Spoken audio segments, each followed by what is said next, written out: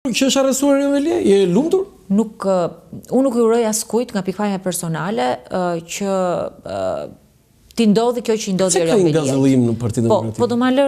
Po ti ma lë që ta përfundoj një fjali se dakord këtë tjetra nuk binim dakord, po më lë këtu. Nuk i uroj askujt nga pikpamja personale. Dhe më vjen keq ndonjëherë kur arrestohet një politikan, njerëzit ngazëllehen, si thua ti. Ka edhe lumturi. Sepse ndoshta mund të jetë krijuar edhe një imazh i gabuar. Por, në rastin e Erion Veliajt, është politikani i cili ka abuzuar më shumë, ka abuzuar pafund dhe është politikani i cili e ka kthyer Bashkinë e Tiranës në një makineri, përveç se votash, përveç se abuzimesh, përveç se korrupsioni, po edhe për përfitime personale. Që i di gjykata, Ato që thot gjykata po themon. Po të marr një rast për shembull sepse është Partia Socialiste me dy standarde. Un kam 3 çështje gjyqësore me zotin Erion Veliaj. Më ka akuzuar për shpifje mua. Janë proces, po një se kur e fitoi. Më lë ta përfundoj. E kam akuzuar unë atë njërën për shpifje, pastaj më ka akuzuar ai mua për incineratorët. Unë e kam akuzuar për shpifje sepse kur ishte fushata e kaluar dhe kur ishte çështja e incineratorëve, ai filloi që ashtu siç ka makinerinë e tij të baltës, të sulmoj këdo, filloi të më sulmoj mua. Se më perceptonte rrezik se unë po i nxirrja çështjet e incineratorëve. Dhe jam në gjyq me të. Ai dikush është gjyqtari që i ka dhënë të drejtë në një seancë atij? Erion Bami, që është pikërisht gjyqtari që ka tani, që i ka dhënë të drejtë prokurorisë. Jo, në çështjen time i ka dhënë Erion Veliajt. Po pra këtë. Ndërkohë që në çështjen e Spakut, që ka i penalen, i ka dhënë të drejtë Spakut. Ky është doppio standardi.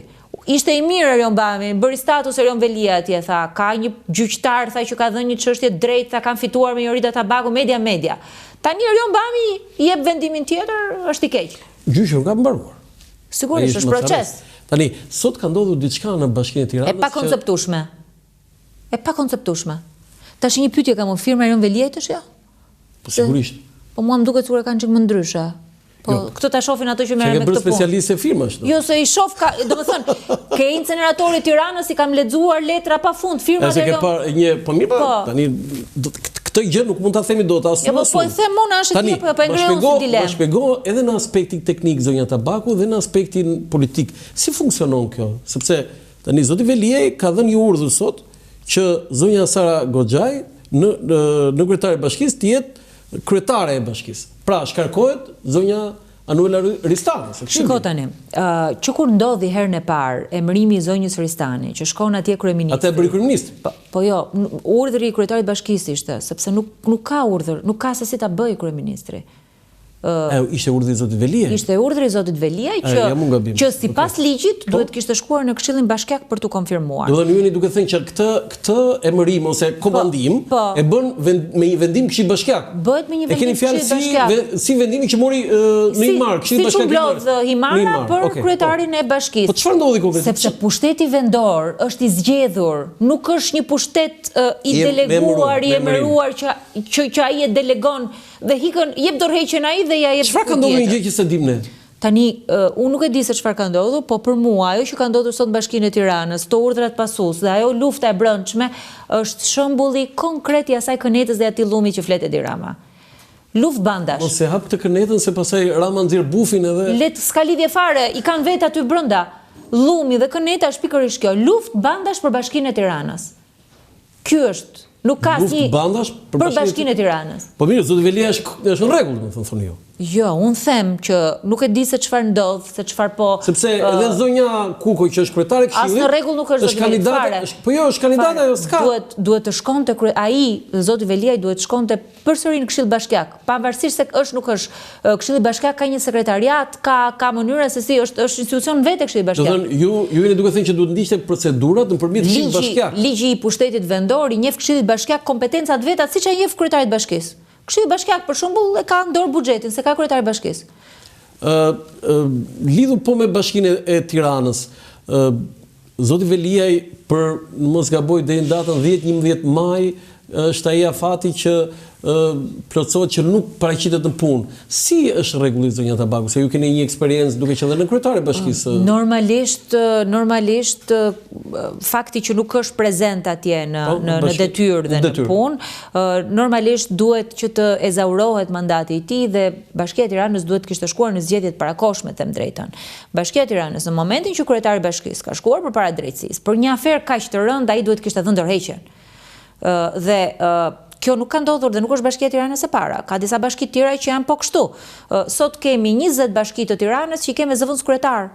Nuk kemë të zgjedhur, i ketë komanduar ato të gjithë. Janë disa që duke vendosur kandidaturën për deputet, ata kanë dhënë dorëheqjen 2 ose 3. Ka disa të cilët... Janë 4, po.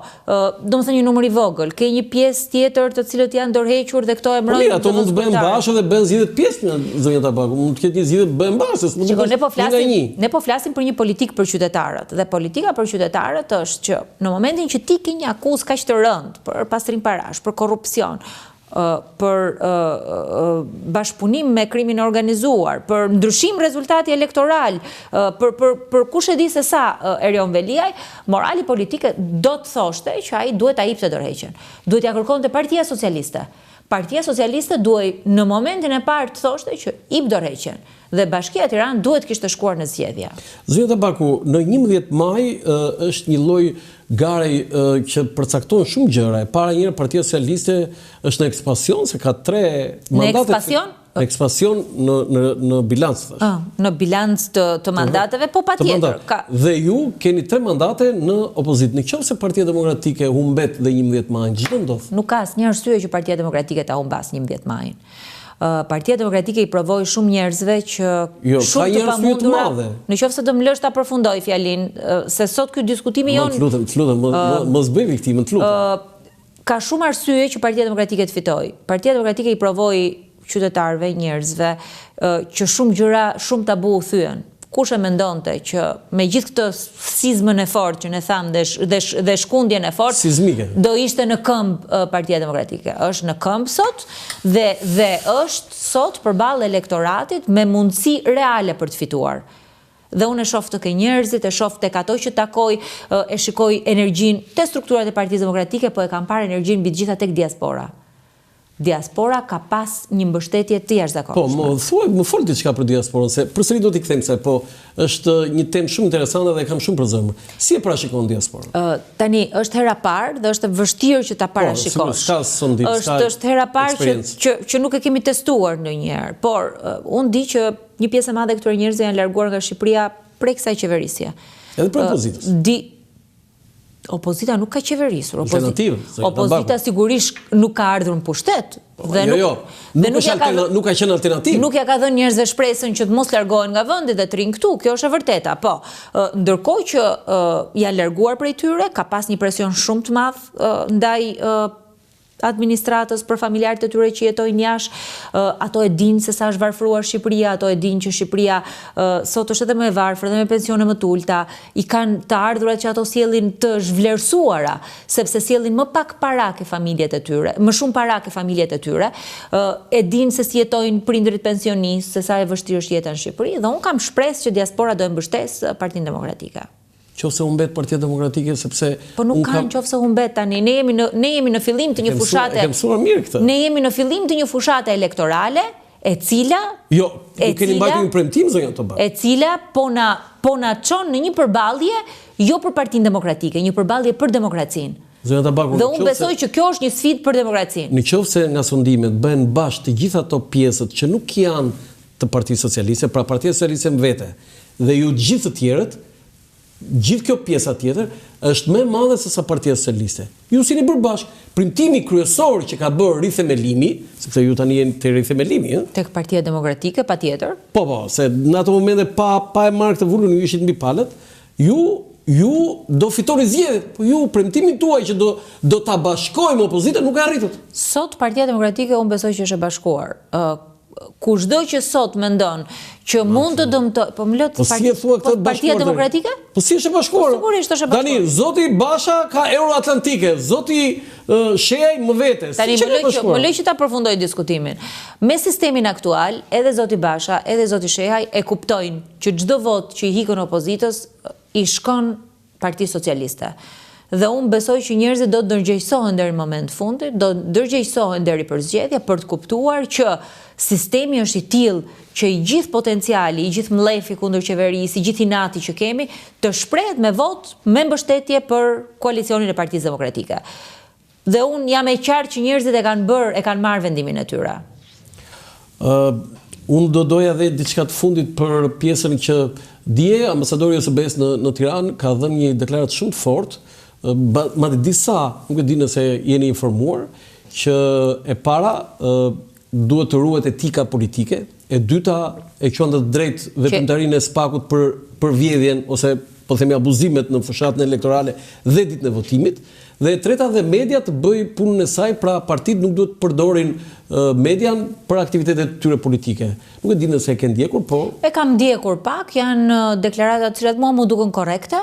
Sepse gjuha në fushat elektorale ka degraduar, edhe unë shpresoj që kryeministri qeveria t'i thrasin arsyes, sepse kjo retorik politike për mua përveç se është e dalë modë, është e vjetër, po është një gjuhë balte e shëmtuar që nuk i takon askujt që mendon që do e çojë Shqipërinë BE, se për ta çuar Shqipërinë BE sigurisht që s'kan për ta çuar. E ka nisur Partia Demokratike, do ta përfundojë Partia Demokratike. Së dyti, për sa i përket se ti e ke në fushën tënde, për sa i përket hetimit të krimit zgjedhor, unë inkurajoj çdo strukturë ligjzbatuese. SPAK-un, prokurorinë e përgjithshme, Komisioni Qendror të Zgjedhjeve, të parandaloj, më lë ta përfundoj fjalinë dhe ti ndoshta do ta dëgjosh deri në fund, të parandaloj krimin zgjedhor, të parandaloj blerjen e votës, të parandaloj presionin politik, të parandaloj grupet kriminale për aktivitetin e tyre në funksion të partisë në fuqi, dhe sigurisht edhe një thirrje për median, për transparencë gjatë fushatës elektorale, për transmetimin me korrektësi në fushatën elektorale, dhe unë përdor rastin me qenë se jam këtu në të gjitha aktivitetet e mia do të jenë të hapura dhe nuk do të ketë kaseta të gatshme. Çdo gazetar që ka dëshirë të vi në aktivitetet e mia e ka derën e hapur, nuk ka as kasetë të gatshme, as komandim mesazhi. Tek mua dera është e hapur dhe unë i bëj thirrje që të gjithëve, përveç atyre që do më votojnë, si Jorida Tabaku, edhe të vinë të më ndjekin aktivitetet. Një mesazh, jemi në fund, një mesazh për gjithë zgjedhësit tuaj, sepse unë ta jap të mundësi, nuk jam se më mora kështu, po më portretizon kështu si po 30 sekonda do m'japësh një? Po jo, këtë ta thash vetë unë pa diskutim. Për gjithë ata që të ndjekin, se je live edhe në faqen tënde, po edhe në dritare. Po, së pari njërë faleminderit për mundësinë mbas kaq kohësh.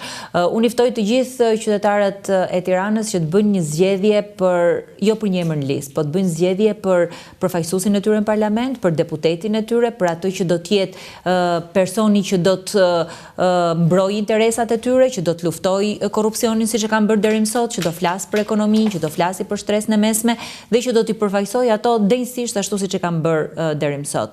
Kështu që zgjidhja është shumë e qartë tek Partia Demokratike Jorida Tabaku.